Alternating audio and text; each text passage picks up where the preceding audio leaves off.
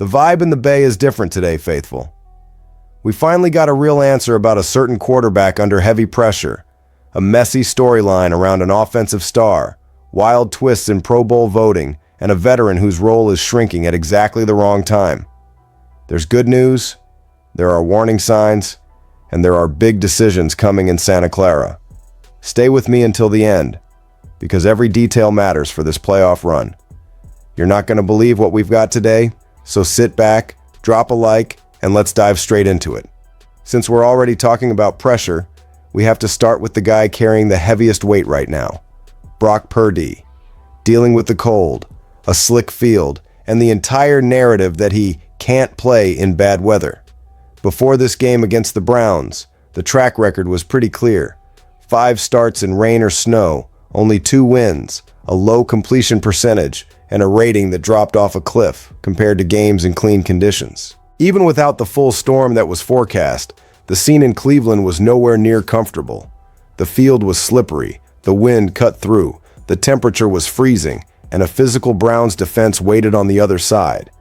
No glove, no extra protection, no excuses.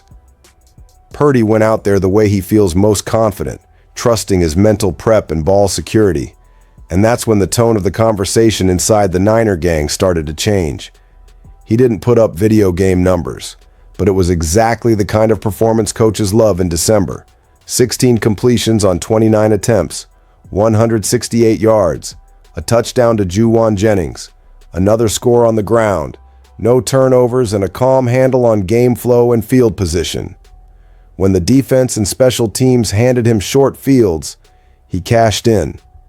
When he needed to extend plays, he found safe ways to move the chains without forcing the ball into trouble. That doesn't erase every doubt forever, but it changes the weight of the narrative. Instead of Purdy melts in the cold, the conversation becomes, okay, he can be efficient in tough conditions when the game plan is tight and the team executes.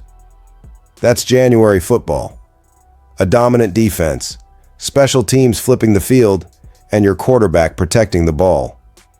The mentality after the game was maybe the biggest win. Purdy basically said it doesn't matter what the weather looks like. The job is to find a way to win and protect the football. And look at the context. That was probably the harshest weather the 49ers will face in the regular season, with the next stretch at Levi's Stadium and the only remaining road trip in a dome. If that was the weather test, and he passed, imagine what that confidence can mean when the playoffs hit, and the 49ers once again need the best version of Brock Purdy under maximum pressure. All right, faithful, let's keep it rolling because this next storyline really hit the fan base and brought back a saga that refuses to end. Brandon Aiyuk's situation jumped right back into the spotlight, and it wasn't because of practice clips or surprise workout videos. It was because of words. And words carry weight when they come out of John Lynch's mouth. Aiyuk, who hasn't stepped on the field since that brutal knee injury back in October of 2024, is still out. What really bothers the fan base is the feeling that the team is dragging this out. Week after week, the 49ers choose not to open his practice window, and every week that passes makes it feel more likely he's not playing in 2025. The frustration is real, because Aiyuk isn't just another body in the rotation.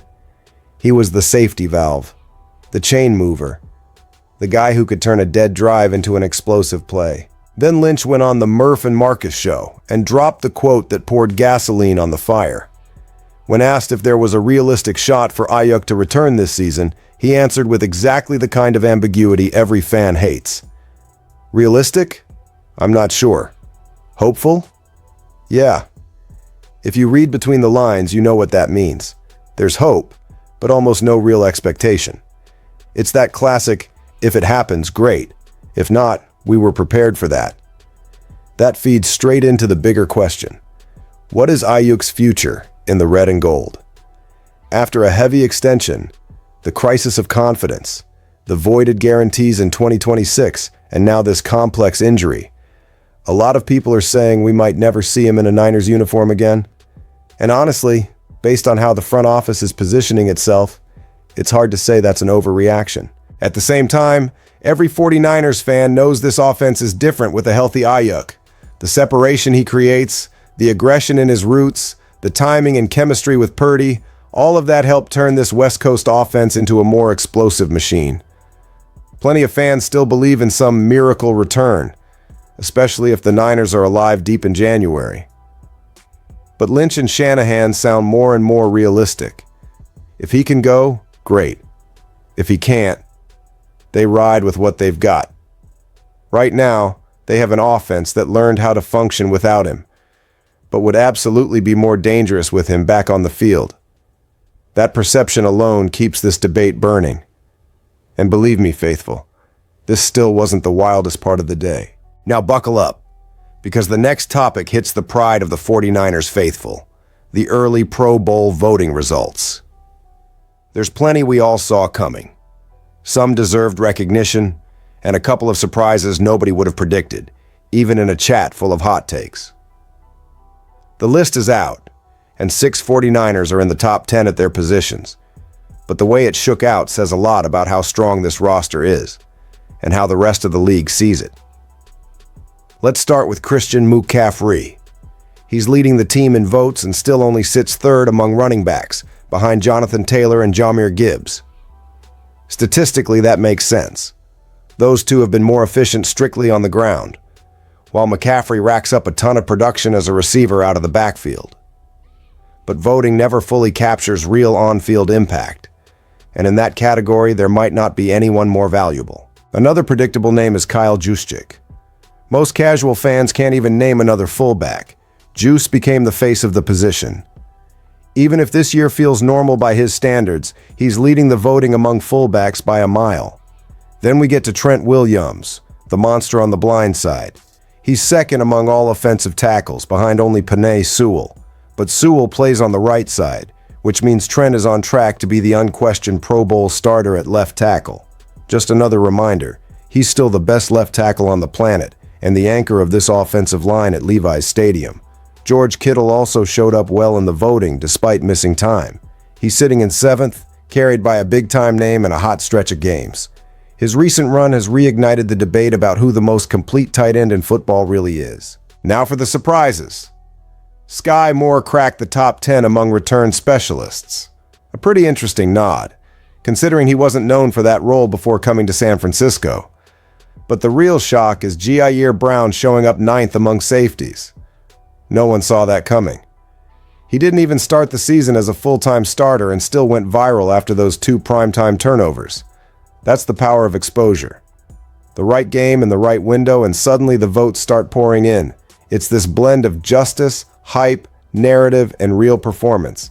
And while we process it, it's impossible to ignore what this outside perception says about the level of respect, or disrespect, the rest of the league has for this 49ers roster. Our last storyline of the day hits one of those sensitive spots that divides the fan base: Kendrick Bourne's role in this offense, especially now that Brock Purdy is healthy and fully back in command. The win over the Browns was solid and dominant, but it also made something crystal clear that's been building for weeks. Bourne is becoming less and less involved in the game plan. He had just one target in the game. And to make it even more frustrating, it was almost an incredible toe tap catch on the sideline, but almost doesn't show up on the stat sheet.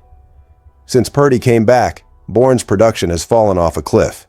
0 catches, 0 direct impact in the passing game. That stands in total contrast to that stretch when Mac Jones had to step in and Bourne went off with back-to-back 140-plus yard performances, showing chemistry and trust when the lineup was patched together. With Purdy back, the story changed. First, Juwan Jennings got fully healthy. Then George Kittle found his groove again. More recently, Ricky Pearsall carved out a role with his versatility and route running. The result is simple. A target funnel that was already tight got even narrower. Bourne, who's always been that contagious energy guy with crazy intensity and a real presence in the locker room, has turned into almost a break glass in case of emergency option. Still, there's something here that deserves praise. Even with the lack of real touches, Bourne hasn't let his energy drop. He's active on social media, joked about the Browns after the game, keeps the mood light, and continues being that emotional spark teammates and fans love. That alone doesn't win games, but it matters on a roster that needs to keep locker room chemistry strong when the injuries hit, and they always hit. And that's exactly why no one can write off his impact for the rest of this season. All it takes is a twisted ankle for Jennings, Pearsall feeling something in practice, or a matchup that calls for a different type of receiver, and suddenly Bourne is right back in the spotlight. He's the kind of player you want ready to go. Reliable, experienced, and emotionally locked in with this group. In the end, the drop in playing time doesn't erase his value. It just changes when that value shows up. And maybe, faithful, we'll still see Kendrick Bourne shine when almost no one is expecting it, because in San Francisco, everything can flip in the blink of an eye. Today we saw a team that keeps reinventing itself, dealing with harsh weather, internal drama, Pro Bowl surprises, and deep adjustments on offense. Every one of these stories points to the same truth. The 49ers are alive, locked in, and ready to face any scenario on this road to January. So here's the question. Which of these situations do you think will have the biggest impact on the team's immediate future? Drop your thoughts in the comments, hit that like button, share this with another Niner Gang fan, and let's ride together all the way through this season.